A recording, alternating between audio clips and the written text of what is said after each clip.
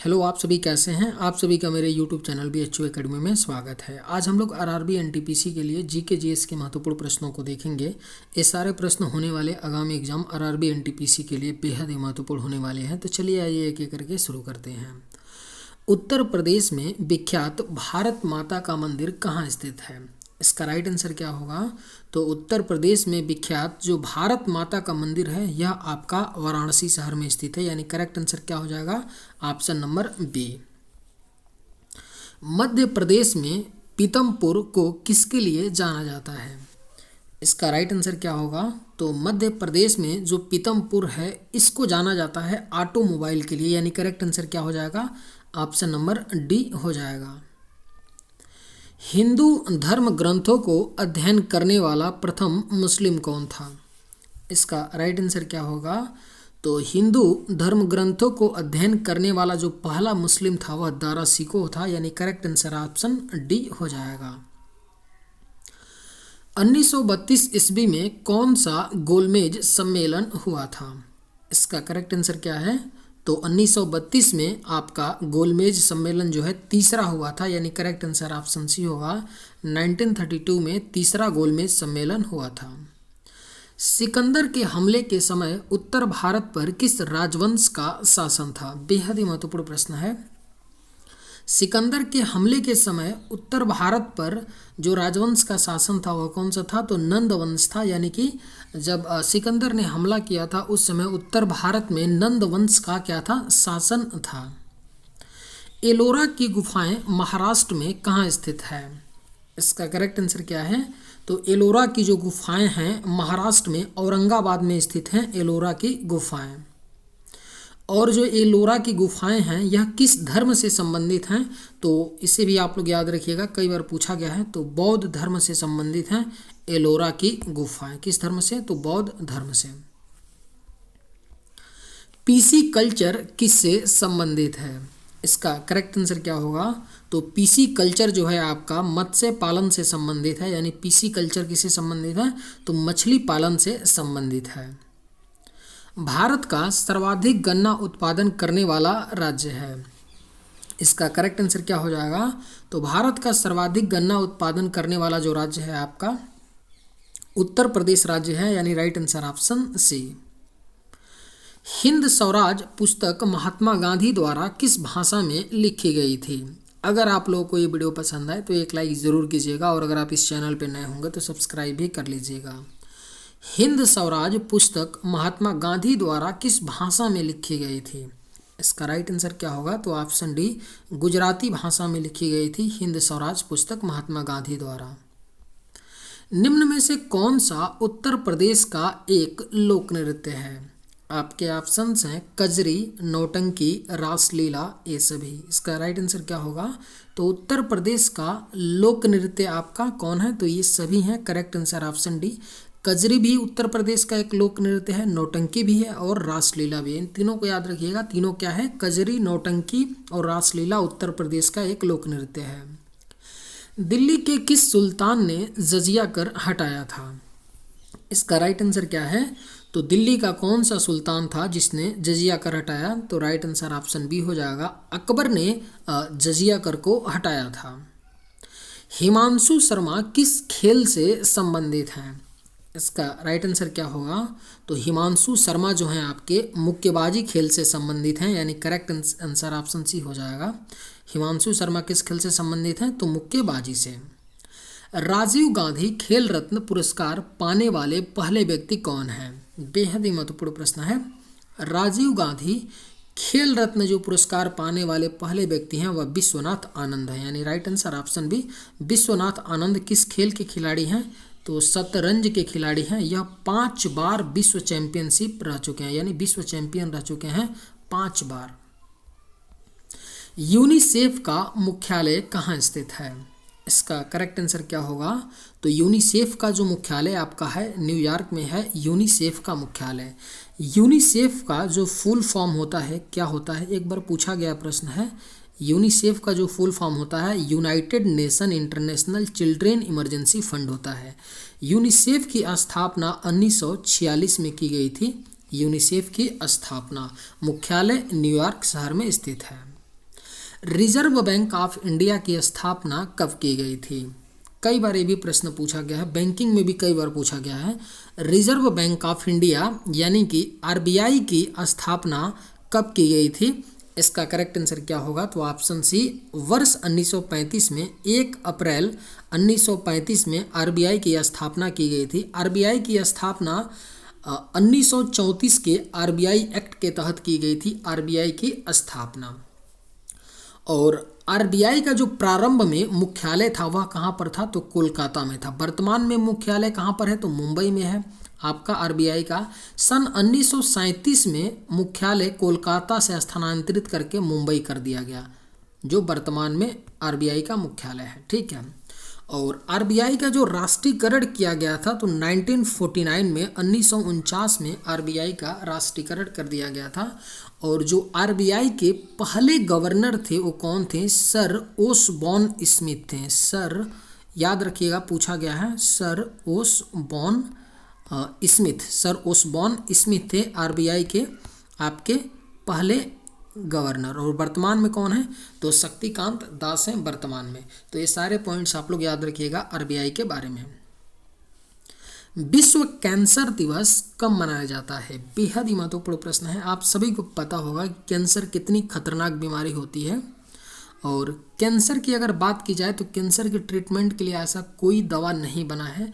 Mainly इसको ठीक करने के लिए, सही करने के लिए अगर सही समय से पता चल जाता है कैंसर के बारे में, अगर सेकंड स्टेज पे पता चलेगा तो बहुत ही रेयर होता है कि इंसान बच पाता है। थर्ड स्टेज में तो बिल्कुल ही चला ही जाता है। बिल्कुल 2 ही 3 तरीके होते हैं जिसके द्वारा कैंसर को ट्रीट किया जाता है। पहला क्या होता है? या तो ऑपरेशन से, और दूसरा क्या होता है? या तो कीमोथेरेपी, और तीसरा क्या होता है? रेडिएशन के द्वारा क्या किया जाता है? रेडिएशन के द्वारा कैंसर का इलाज किया जाता है। यही 3 तरीका है, ऐसा नहीं है कि कोई गोली बनी है। बहुत ही खतरनाक बीमारी होती है कैंसर, और इसमें भी कई तरह का होता है। जैसे अगर महिलाओं में बात करें तो महिलाओं में जो सबसे ज़्यादा होता है तो वो ब्रेस्ट कैंसर होता है, यानी स्तन कैंसर होता है सबसे ज़्यादा महिलाओं में। ठीक है, ये भी पूछा गया प्रश्न है। स्तन कैंसर होता है महिलाओं में। किस टाइप का कैंसर होता है? तो स्तन कैंसर सबसे ज़्यादा महिलाओं में होता है। कई प्रकार का कैंसर भी होता है। ठीक है। तो विश्व कैंसर जो दिवस है कब मनाया जाता है? हर साल 4 फरवरी को मनाया जाता है। इसे आप लोग अच्छे से याद रखिएगा। हर साल 4 फरवरी को विश्व कैंसर दिवस के रूप में मनाया जाता है। पीली क्रांति किससे संबंधित है? इसका करेक्ट आंसर क्या हो जाएगा? तो पीली क्रांति का जो संबंध है वह तिलहन उत्पादन से है, यानी राइट आंसर ऑप्शन सी होगा। पीली क्रांति का संबंध किससे है? तिलहन उत्पादन से है। पपीते में खाया जाने वाला भाग कौन सा है? इसका करेक्ट आंसर क्या है?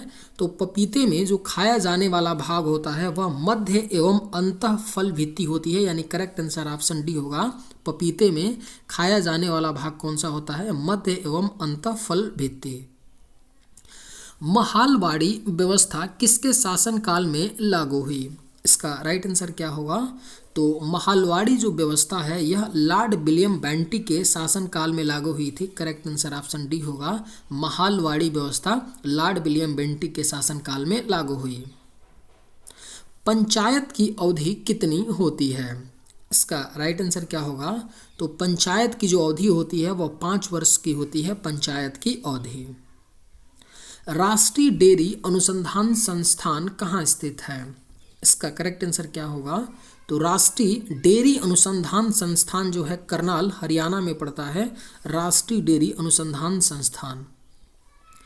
रैयतवाड़ी व्यवस्था कब बनाई गई थी? इसका करेक्ट आंसर क्या होगा? तो रैयतवाड़ी व्यवस्था को 1792 ईस्वी में बनाई गई थी, रैयतवाड़ी व्यवस्था को। गेहूं की रोटी निम्न में से किसके कारण फूलती है? इसका करेक्ट आंसर क्या होगा? तो गेहूं की जो रोटी होती है आप लोग देखते होंगे वो जब बनती है तो फूलती है। किसके कारण फूलती है? तो करेक्ट आंसर ऑप्शन सी होगा। ईस्ट के कारण गेहूं की जो रोटी होती है फूलती है। सत्यशोधक समाज की स्थापना किसने की थी? कई बार पूछा गया प्रश्न है, इसलिए बेहद ही महत्वपूर्ण प्रश्न हो जाता है। सत्यशोधक समाज की जो स्थापना है यह ज्योतिबा फूले ने किया था। सत्यशोधक समाज की स्थापना। दचिगम नेशनल पार्क कहाँ स्थित है? इसका राइट आंसर क्या है? तो दचिगम नेशनल पार्क जो है आपका जम्मू कश्मीर में है, Dachigam national park. State bank of India का पुराना नाम क्या था? इसका करेक्ट आंसर क्या होगा? तो स्टेट बैंक ऑफ इंडिया यानी एसबीआई का जो पुराना नाम था वो क्या था? तो आपका इंपीरियल बैंक ऑफ इंडिया था। स्टेट बैंक ऑफ इंडिया का पुराना नाम क्या था? Imperial bank of India.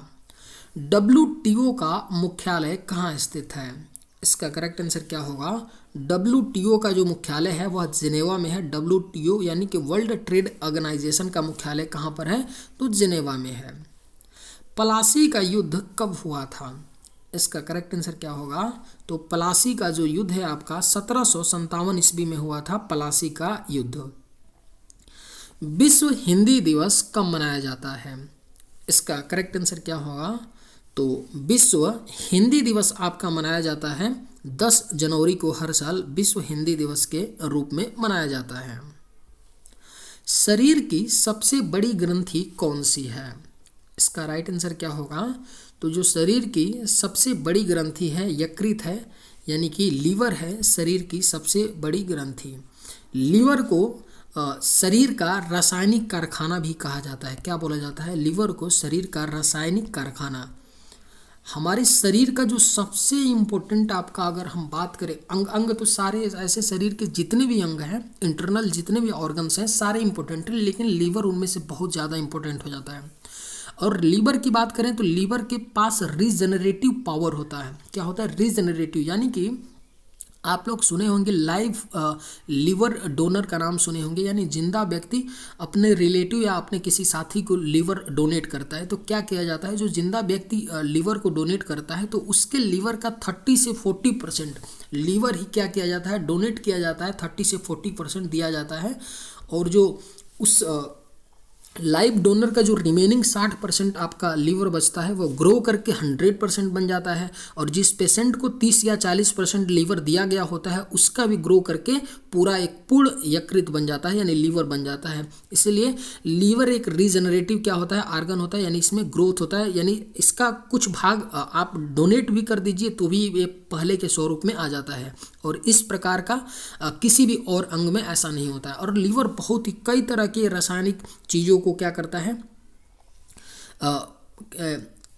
कई रासायनिक चीज़ों का उत्सर्जन करता है लीवर। और भोजन के पाचन में भी बहुत महत्वपूर्ण होता है। कई तरह के रस का भी ये क्या करता है? तो उत्सर्जन करता है, इसलिए बेहद ही महत्वपूर्ण आर्गन होता है। कल्पक्कम परमाणु रिएक्टर कहाँ स्थित है? इसका करेक्ट आंसर क्या होगा? तो कल्पक्कम परमाणु जो रिएक्टर है आपका तमिलनाडु राज्य में स्थित है। कल्पक्कम परमाणु रिएक्टर कहाँ है? तमिलनाडु में। भारत की एकमात्र महिला राष्ट्रपति कौन है? यहाँ पे ये होगा कि भारत की प्रथम महिला राष्ट्रपति कौन है? तो इसका करेक्ट आंसर क्या होगा? Option number D, Pratibha Devi Singh Patil हैं भारत की प्रथम महिला राष्ट्रपति। तो क्या हो जाएगा? प्रतिभा देवी सिंह पाटिल हो जाएगा। निम्नलिखित में से ग्रे यानी भूरी क्रांति किससे संबंधित है? इसका करेक्ट आंसर क्या होगा? तो भूरी क्रांति का जो संबंध है उर्वरक से है, यानी करेक्ट आंसर ऑप्शन सी हो जाएगा। भूरी क्रांति किससे संबंधित है? उर्वरक से। राष्ट्रीय सोयाबीन अनुसंधान केंद्र कहाँ स्थित है? इसका राइट आंसर क्या हो जाएगा? तो राष्ट्रीय सोयाबीन अनुसंधान जो केंद्र है आपका इंदौर में स्थित है। राष्ट्रीय सोयाबीन अनुसंधान केंद्र। अमीर खुसरो का जन्म कहाँ हुआ था? इसका करेक्ट आंसर क्या होगा? तो अमीर खुसरो का जो जन्म हुआ था, थोड़ा सा आप लोग करेक्शन कर लीजिए, उत्तर प्रदेश के एटा जिले के पटियाली कस्बे में हुआ था। कहाँ पर? पटियाली कस्बे में हुआ था अमीर खुसरो का जन्म।